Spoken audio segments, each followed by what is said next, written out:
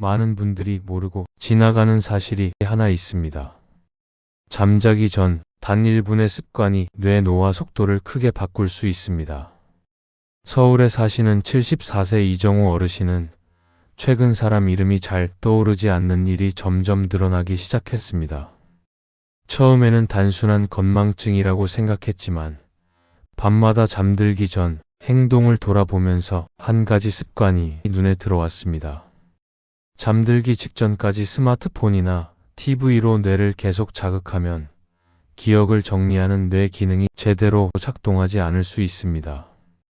이런 상태가 몇 년 반복되면 기억력 저하가 더 빨리 나타날 수 있습니다. 문제는 많은 분들이 이 행동을 매일 반복하고 있다는 점입니다. 특히 잠들기 직전 몇 분의 행동이 뇌 건강에 생각보다 큰 영향을 줄 수 있습니다. 그래서 오늘은 잠자기 전에 반드시 확인해야 할 한 가지 습관을 말씀드리겠습니다. 이 기준을 알고 있으면 단순한 건망증인지 뇌 노화 신호인지 구분하는 데 도움이 됩니다. 또 어떤 행동이 뇌를 쉬게 하는지, 어떤 행동이 뇌를 계속 깨우는지도 아주 쉽게 판단할 수 있습니다. 이 차이를 모르면 매일 밤 뇌를 더 피곤하게 만들 수도 있습니다. 안녕하세요. 오랜 시간 시니어 건강의 기준을 연구해온 박정우입니다. 구독과 좋아요로 함께 해주시면 꼭 필요한 건강 기준을 꾸준히 이어가실 수 있습니다. 지금부터 차분히 시작합니다. 그렇다면 많은 분들이 궁금해하실 겁니다. 잠자기 전 스마트폰이 왜 뇌 건강과 연결되는 걸까요? 우리 뇌는 잠들기 직전에 매우 중요한 일을 합니다. 낮 동안 들어온 수많은 정보를 정리하는 작업입니다. 하루 동안 우리는 이름도 듣고 대화도 하고 여러 장면을 기억합니다. 이 정보들은 그대로 저장되는 것이 아니라 밤에 정리됩니다. 이 과정을 흔히 기억 정리 과정이라고 부릅니다. 뇌는 이때 필요한 기억과 필요 없는 기억을 구분합니다. 필요한 기억은 오래 저장하고 필요 없는 정보는 정리합니다. 문제는 이 중요한 시간이 바로 잠들기 직전이라는 점입니다. 잠자기 전 뇌는 점점 활동을 줄이며 휴식 상태로 들어갑니다. 이때 기억을 정리하는 기능이 가장 안정적으로 작동합니다. 하지만 스마트폰 화면을 계속 보면 상황이 달라집니다. 스마트폰 화면은 강한 빛을 내보냅니다. 이 빛은 뇌에게 아직 낮이다라는 신호를 보냅니다. 그러면 뇌는 휴식 모드로 들어가지 못합니다. 오히려 계속 깨어있는 상태가 됩니다. 즉, 몸은 누워있지만 뇌는 계속 일을 하고 있는 상태입니다. 이 상태가 반복되면 기억 정리 과정이 방해받습니다. 결과적으로 다음날 이런 변화가 나타날 수 있습니다. 사람 이름이 잘 떠오르지 않음. 방금 한 말을 다시 묻게 됨. 물건을 어디 두었는지 헷갈림. 많은 시니어분들이 이것을 단순한 건망증이라고 생각합니다. 하지만 실제로는 수면 전 뇌 자극이 계속된 결과일 수 있습니다. 서울 노원구에 사시는 73세 김성우 어르신도 비슷한 경험을 하셨습니다. 잠들기 전 침대에서 뉴스를 보거나 유튜브 영상을 보는 습관이 있었습니다. 그런데 어느 날부터 대화 중 단어가 잘 떠오르지 않았습니다. 처음에는 나이 때문이라고 생각했습니다. 하지만 잠들기 전 스마트폰 사용을 줄이자 기억이 조금 더 또렷해졌다고 합니다. 이런 변화는 특별한 치료 때문이 아니라 뇌가 쉬는 시간을 확보했기 때문입니다. 뇌는 낮 동안 사용하는 기관입니다. 밤에는 정리와 회복을 해야 합니다. 특히 잠들기 전 10분은 뇌 회복 과정의 시작점입니다. 이 시간을 어떻게 보내느냐에 따라 다음날 뇌 상태가 달라질 수 있습니다. 그래서 수면 전문가들은 잠들기 전 뇌 자극을 줄이라고 말합니다. 여기까지의 핵심은 단순합니다. 잠들기 직전까지 스마트폰을 보면 뇌가 계속 깨어 있게 됩니다. 그러면 기억을 정리하는 과정이 방해받습니다. 이것이 반복되면 기억력이 조금씩 떨어질 수 있습니다. 그래서 잠자기 전 행동이 생각보다 중요한 이유가 여기에 있습니다. 그렇다면 다음 질문이 생깁니다. 잠들기 전 스마트폰을 어떻게 사용해야 뇌를 보호할 수 있을까요? 그렇다면 많은 분들이 궁금해 하실 겁니다. 잠들기 전 스마트폰은 어떻게 사용해야 뇌의 부담을 줄이지 않을까요? 먼저 기억하셔야 할 기준이 하나 있습니다. 잠들기 전에는 뇌를 쉬게 해야 한다는 점입니다. 우리 몸은 밤이 되면 자연스럽게 수면 준비를 시작합니다. 이때 뇌에서는 멜라토닌이라는 호르몬이 분비됩니다. 멜라토닌은 몸에게 잠잘 시간이라는 신호를 보냅니다. 문제는 스마트폰 화면입니다. 스마트폰에서 나오는 밝은 빛은 멜라토닌 분비를 방해할 수 있습니다. 즉, 잠들기 직전까지 스마트폰을 보면 몸은 밤인데 뇌는 낮이라고 착각할 수 있습니다. 그러면 뇌는 잠을 준비하지 못합니다. 결국 잠드는 시간이 늦어지고 수면의 깊이도 얕아질 수 있습니다. 많은 시니어분들이 이 변화를 체감합니다. 잠은 잤는데 아침에 머리가 맑지 않은 느낌입니다. 또 낮 동안 집중력이 떨어지기도 합니다. 이런 상태가 반복되면 기억력에도 영향을 줄 수 있습니다. 그래서 잠자기 전 행동이 뇌 건강에 중요한 이유가 됩니다. 수면 전문가들은 한 가지 공통된 기준을 말합니다. 잠들기 30분 전부터는 화면 자극을 줄이라는 것입니다. 이 시간 동안 뇌는 천천히 휴식 상태로 들어갑니다.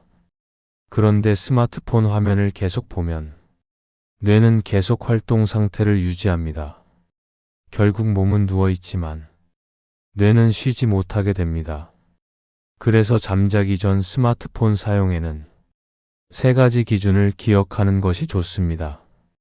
첫 번째 기준, 잠들기 30분 전에는 스마트폰을 내려놓는 것입니다. 여기서 많은 분들이 이렇게 말씀하십니다. 잠깐 보는 건 괜찮지 않을까요? 뉴스를 조금 보거나 메시지를 확인하는 정도라고 생각합니다. 하지만 뇌는 이 시간을 다르게 받아들입니다. 스마트폰 화면에는 계속 새로운 정보가 나타납니다. 영상 장면이 바뀌고, 글이 바뀌고, 소리가 계속 이어집니다. 그러면 뇌는 정보를 계속 처리해야 합니다. 즉, 뇌는 휴식 상태로 들어가지 못합니다. 특히 영상 콘텐츠는 뇌 자극이 더 강합니다. 영상은 장면과 소리와 이야기가 동시에 들어옵니다. 그래서 뇌는 더 많은 에너지를 사용합니다. 결국 몸은 누워있지만 뇌는 계속 활동 상태가 됩니다. 그래서 잠들기 전 영상 시청이 길어지면 잠이 늦어지는 경우가 많습니다.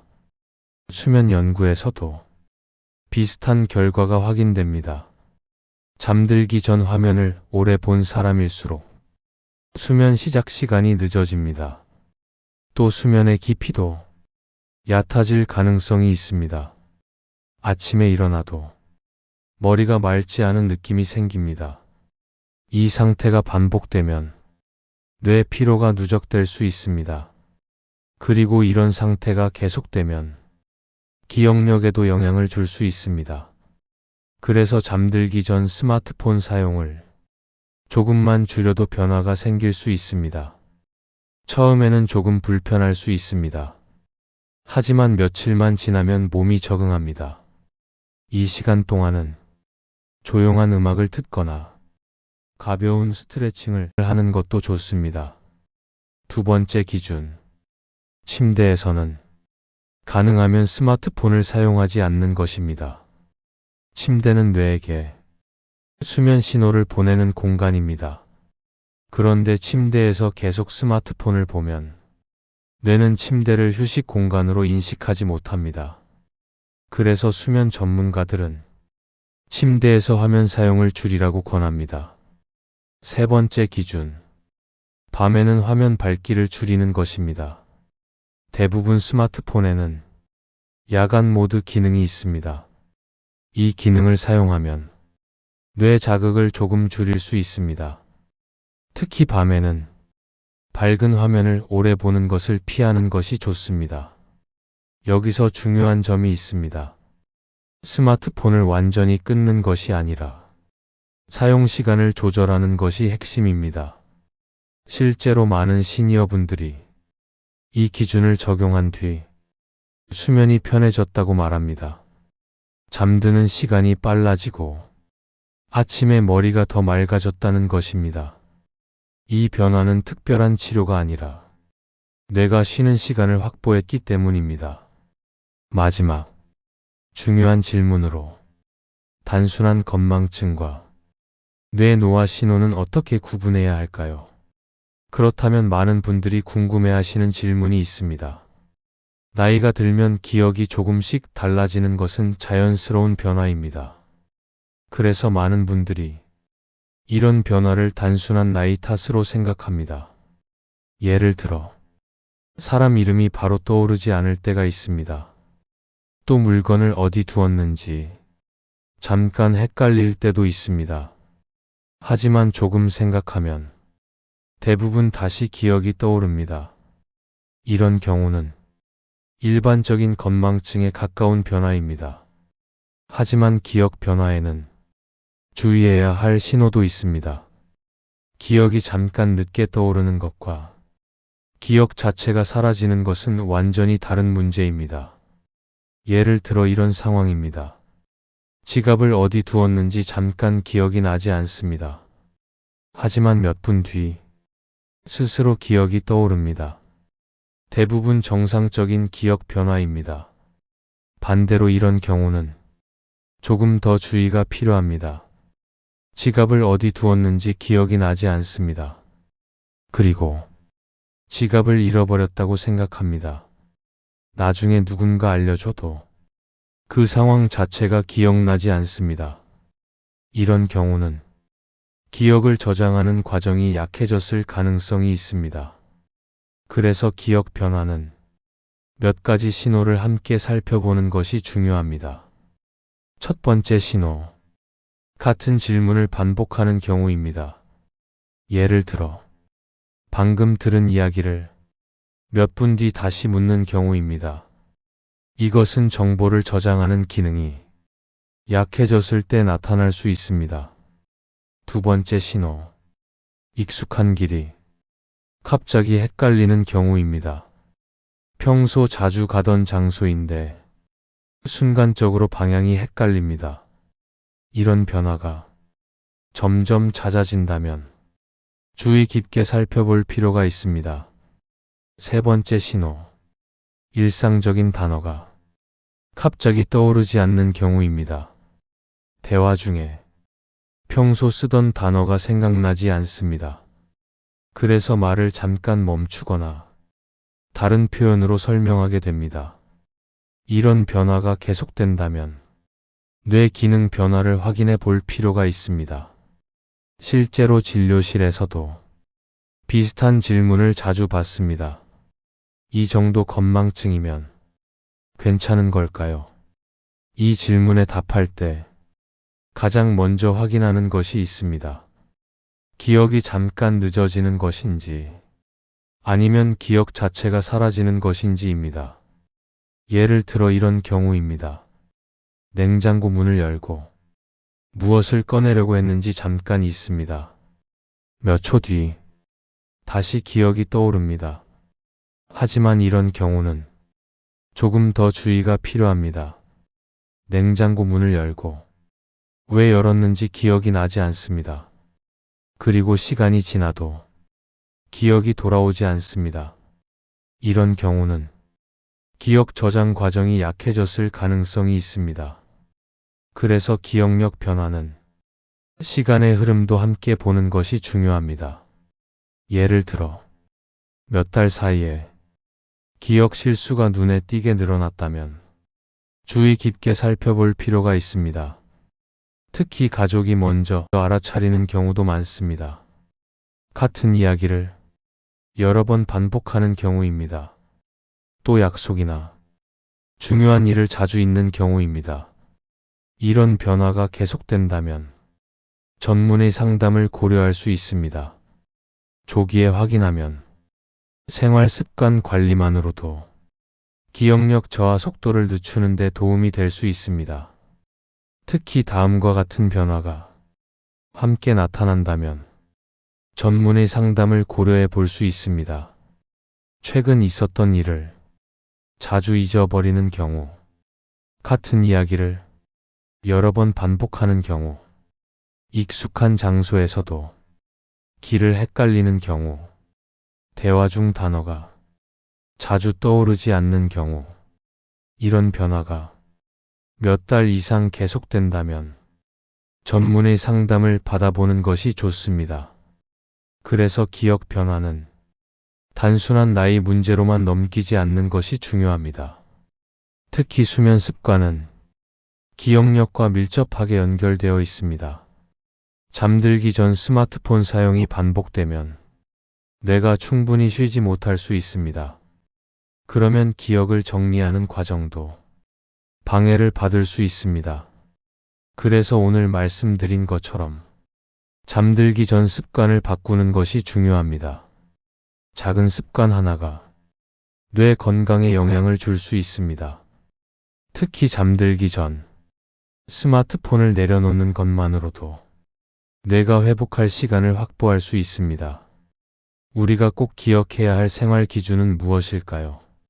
특히 잠자기 전 몇 분의 행동은 뇌 건강에 생각보다 큰 영향을 줄 수 있습니다. 이때 뇌가 충분히 쉬지 못하면 기억을 정리하는 과정도 방해를 받을 수 있습니다. 그래서 잠들기 직전까지 스마트폰을 보는 습관은 생각보다 큰 부담이 될 수 있습니다. 그래서 수면 전문가들은 잠들기 전 화면 자극을 줄이는 것을 중요한 생활 기준으로 이야기합니다.